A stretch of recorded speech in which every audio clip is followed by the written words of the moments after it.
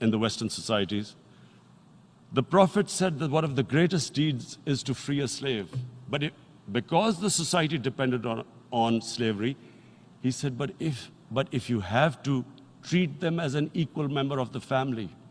And as a result, something happened in a Muslim world which hasn't happened in any other civilization. Slave dynasties appeared. Slaves became kings. The Mamluks, slaves who ruled Egypt. In India, there were slave dynasties. And then, with minorities, again, you hear that Islam is supposed to be against minorities. Let me just make this clear. In Islam, the Prophet announced that everyone was free to practice his religion.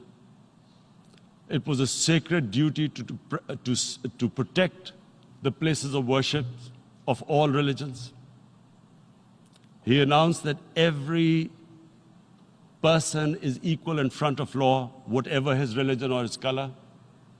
And this incredible case, and I always quote this, that the fourth Khalifa, the head of state of Medina, he lost a court case against a Jewish citizen. So, number one, it showed there was a rule of law, no one was above law.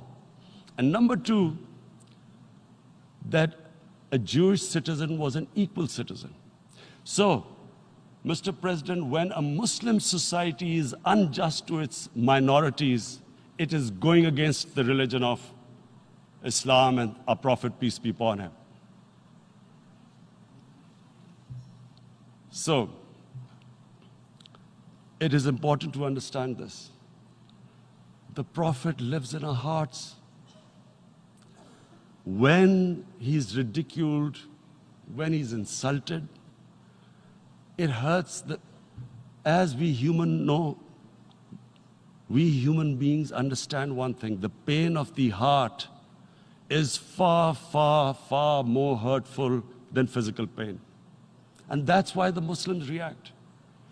And I always thought that if I ever had this stage, I would try and explain this to the world community, especially to the Western community, because having lived in the Western community, people didn't understand this. When I first went as a teenager to England, there was a comedy film on Jesus Christ. It's unthinkable in Muslim societies. So we need to explain that, look, in a human community, we must be sensitive to what causes pain to other human beings. We have, in the Western society, and quite rightly, the Holocaust is treated with sensitivity because it gives the Jewish community pain. That's all we ask, that do not use freedom of speech to cause us pain by insulting our Holy Prophet. That's all we want. And now, the number fourth point, Mr. President, and this is the most critical point, is the reason why I especially came here. It is about what is happening in Kashmir. Before I go on this, I want to make one thing clear, that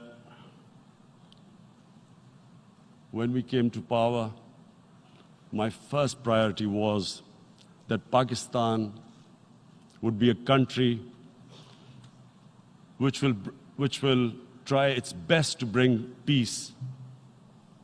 We had been through this war on terror. We joined the United States war on terror after 2001. And Pakistan went through one of its worst periods where 70,000 Pakistanis died and over 150 billion was lost to our economy. And Mr. President, I opposed the war because in the 80s, Pakistan had joined the Western countries in what was the freedom struggle then in Afghanistan against the Soviets. And it was funded by the Western countries. These mujahideen groups, which were treated in guerrilla warfare, were trained by Pakistan Army, funded by the Western countries, and especially US, and they waged what was a freedom struggle in Afghanistan. The Soviets called them terrorists. We called them freedom fighters. 1989, the Soviets retreated. The Americans packed up and left. Pakistan was left with these groups. Come 9/11, Pakistan joined the United States in this war on terror. And now our government was supposed to, the reason why I opposed joining this war, because here we had indoctrinated them in jihad, meaning freedom struggle against foreign occupation.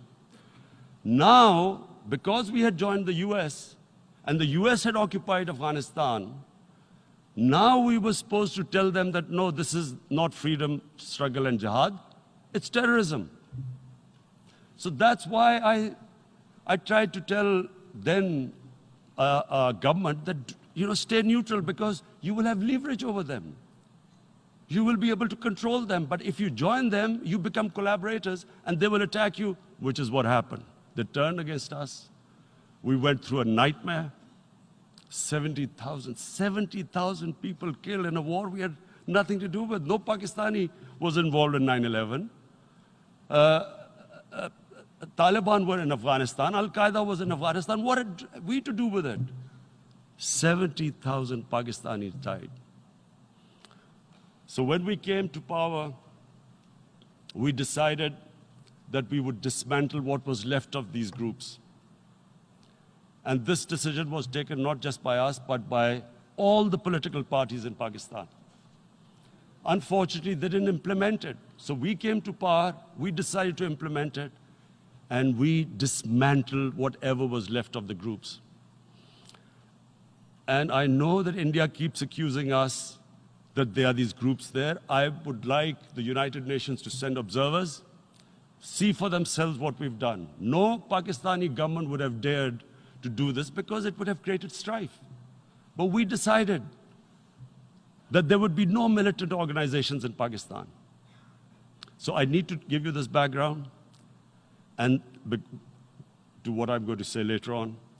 And secondly, we started mending fences. I invited the Afghan president. We developed a relationship with Afghanistan. We had problems with Iran. We mended fences there. And then India. Now let me just give you a little background about my relationship with India. Because of cricket, and cricket being it's a passion in the subcontinent, I had great following in India. I have friends in India, and I loved going to India. So immediately, when my party came to power, the first thing we did was to immediately reach out to India. And I spoke to President Modi, and I said, look, we have similar problems. Climate change, poverty, let's get together. Let's resolve our differences through trade. Let's build a relationship on trust. Prime Minister Modi told me that, there were terrorist attacks from Pakistan. I said, we have problems with you. There are terrorist attacks which we know are instigated by India in Balochistan. We caught a spy, Kulbhushan Yadav, who admitted what the sabotage going on in Karachi and Balochistan. So we said, look, let's leave that behind. Let's move forward. Our main priority should be our people. The highest number of poor people live in the Indian subcontinent. Unfortunately, didn't make any headways. Our foreign ministers were supposed to meet on this in the UNGA last year. India canceled it. We thought that it's their election coming up. It's a nationalist, ultra-nationalist party. It doesn't want to cozy up to Pakistan. So we thought, okay, we'll wait till the elections. Meanwhile, a 20-year-old Kashmiri boy whose father said was radicalized by the security forces in Kashmir, blew himself up on an Indian convoy.